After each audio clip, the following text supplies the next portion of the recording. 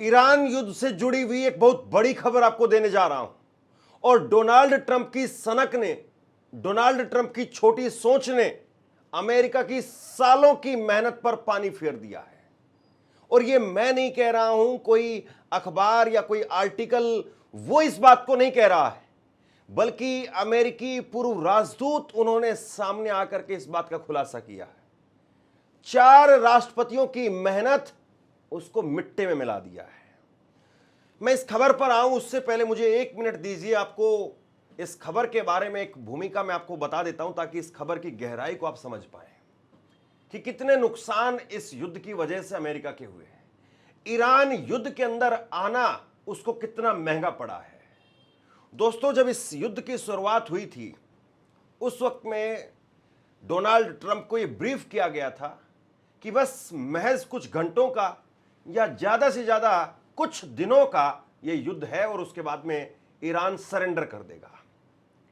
और उसके बाद में जब अयातुल्ला अली खामेनी को मार दिया गया तब इजराइल ने, मोसाद ने गदगद होकर के कहा था कि देखो साहब, हमने बताया था कि अयातुल्ला अली खामेनी, उसकी लोकेशन यहां है और लोकेशन पर सटीक वार हुआ और अयातुल्ला अली खामेनी मारे गए और अब बस कुछ घंटों का इंतजार है और ये युद्ध खत्म हो जाएगा।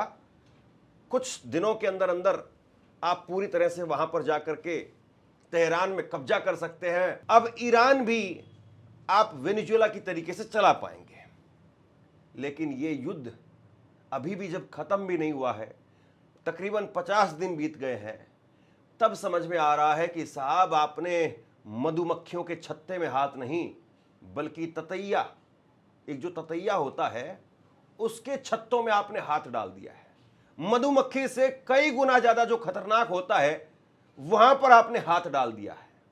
और ततैया वो जहां पर डंक मारता है उसके बाद में आप तोड़ देते हैं, वो टूट जाएगा लेकिन उसका डंक बाहर नहीं निकलता है। डंक आपकी स्किन के अंदर ही रह जाता है और उसके बाद में उसको निकलवाना पड़ता है अलग से, यानी मर जाता है लेकिन वो बाहर नहीं आता है। यानी कुल मिलाकर के अमेरिका को ऊपर से लेकर के नीचे तक नुकसान ही नुकसान, नुकसान ही नुकसान।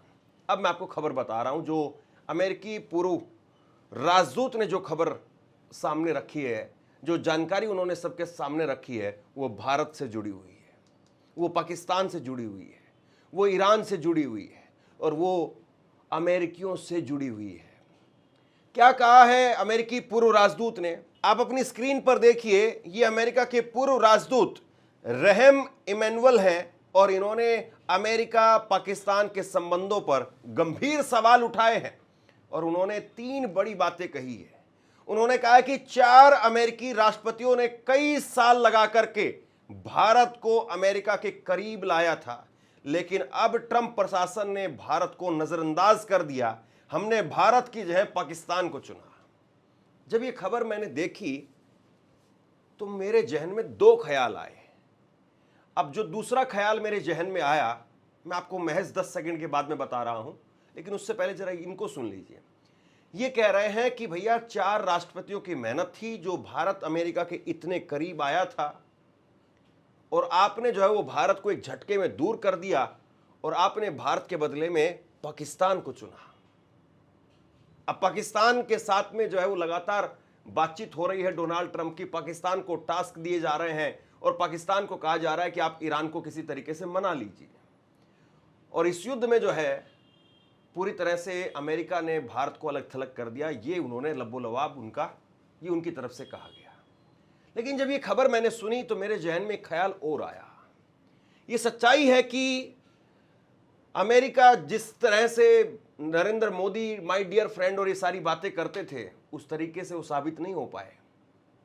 और उससे युद्ध से पहले ही हालांकि वो बहुत कुछ बोल चुके थे, कह चुके थे और युद्ध से पहले ही बहुत दूर जा चुके थे, लेकिन कम से कम इस युद्ध के सहारे वो बहुत कुछ और कर सकते थे। अगर वो पाकिस्तान को सीज फायर के लिए ना चुनते, भारत को चुनते, तो हो सकता है कि माय डियर फ्रेंड वाली जो कहानी है वो बहुत लंबी हो जाती, बहुत चौड़ी हो जाती और सारी गलतियां माफ कर दी जाती, पुरानी गलतियां।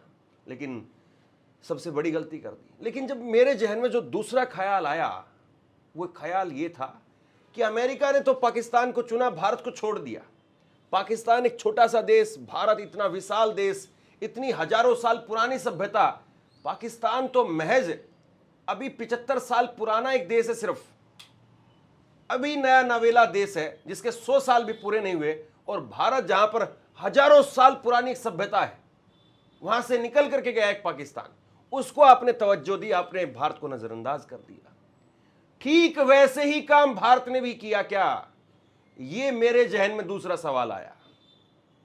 क्या भारत ने इतने विशाल और इतने हजारों साल पुरानी एक सभ्यता ईरान को ना चुन करके और एक वैसे ही जैसे पाकिस्तान वैसे ही इजराइल को चुन करके, क्या भारत ने भी वही गलती कर दी?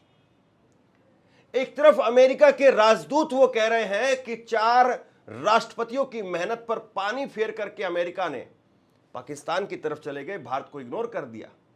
क्या भारत के सभी प्रधानमंत्रियों की मेहनत पर पानी फेर करके नरेंद्र मोदी इजराइल की तरफ चले गए, ईरान को छोड़ करके? यह बहुत बड़ा सवाल है।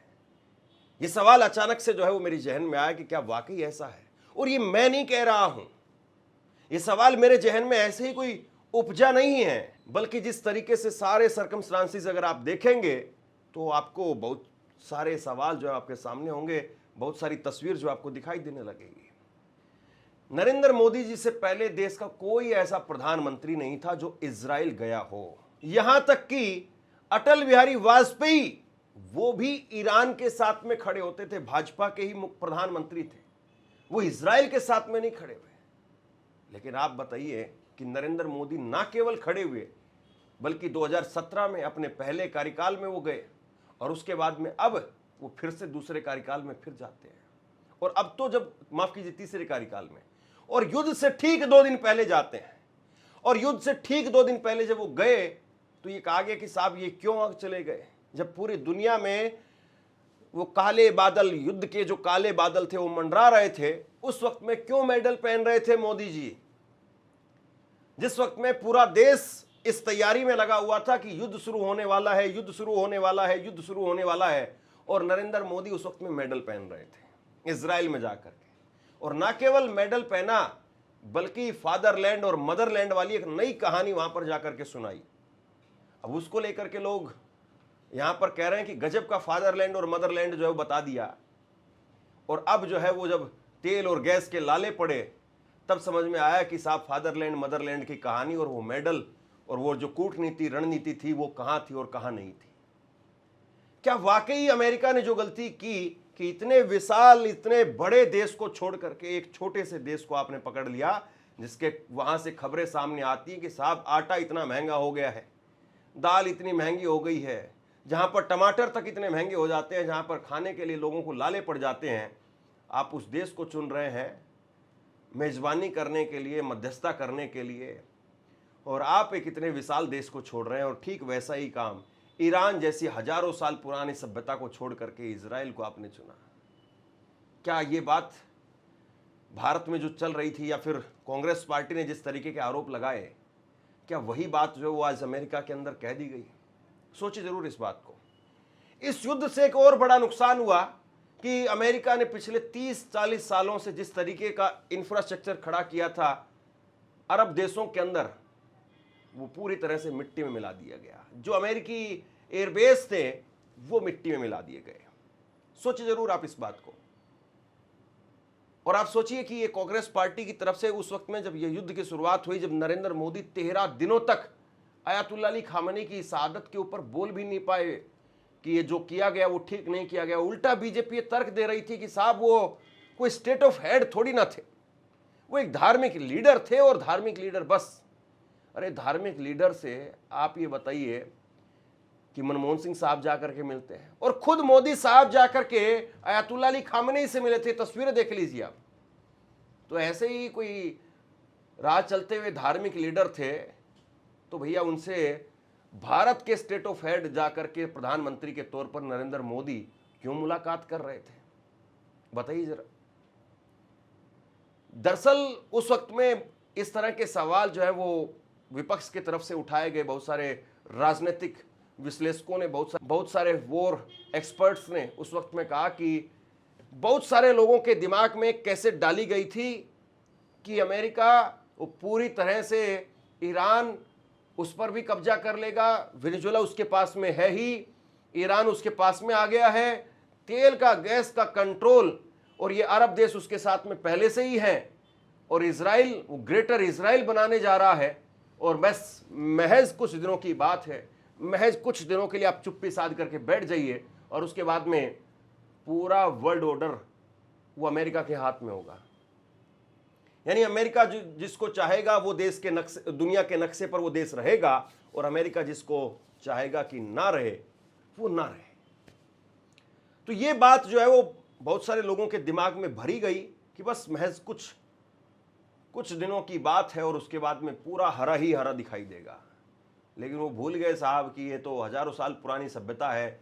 ये ततैया की तरीके से आपको ऐसे लड़ेंगे, मधुमक्खी नहीं ततैया, और ये ततैया जो छोड़ने वाला नहीं है। और ईरान ने जो है वही काम किया, डंक ऐसा मारा, ऐसा डाला कि अमेरिका की सालों साल की हेकड़ी वो निकल गई। अब डोनाल्ड ट्रंप पाकिस्तान से जो जाकर के डंक छुड़वा रहे हैं कि छुड़वा दो, एक बार डंक छुड़वा दो, हम वापस इधर नहीं आएंगे, एक बार किसी तरीके से डंक निकलवा दो। ये इस वक्त में जो है वो हालात बने हुए हैं। देखिए, कब कौन सही होगा, कब कौन गलत होगा, इसको आज नहीं कहा जा सकता है डोनाल्ड ट्रंप इस युद्ध में। लेकिन यह जरूर कहा जा सकता है कि एक बहुत बड़ा उलटफेर उनके साथ में हो गया। एक तरीके से जो करने के लिए चले थे, वह कहावत जो कही जाती है कि आसमान की तरफ थूकने के लिए चले थे साहब, मुंह पर आकर के गिर गया। मैं ऐसे तो नहीं कह सकता हूं, लेकिन बहुत हद तक आप ये जरूर कह सकते हैं कि डोनाल्ड ट्रंप साहब को वाकई पता चल गया कि देश क्या होता है, बदला क्या होता है, शहादत क्या होती है, वो जज्बा क्या होता है। वो जो है वो कम से कम मालूम जरूर पड़ गया कि सुप्रीम लीडर की मौत के बाद में भी कोई देश टस से मस नहीं हुआ, कोई देश हिला नहीं। और अब जो है सारी कहानी आपके सामने है। और इसी बात को अमेरिका के अंदर बैठे हुए बड़े बड़े लोग वो कह रहे हैं, बता रहे हैं। अमेरिका के अंदर आज सुबह मैं खबर देख रहा था, अमेरिका के अंदर ये सवाल पूछा गया वहां पर सीनेट में कि साहब ये बताइए जरा, कितना पैसा आप इजराइल पर खर्च कर रहे हैं, इजराइल को हथियार और तोप गोले देने पर। मना कर दिया गया कि ऐसी कोई जानकारी आपको नहीं दे सकते। तो जब ये राष्ट्रवाद की चादर लपेट करके ऐसी लपेटी जाती है, ये घोल जब पिलाया जाता है, तो सारे सवालों को बंद कर दिया जाता है। लेकिन आप इतिहास को कैसे खामोश कराएंगे?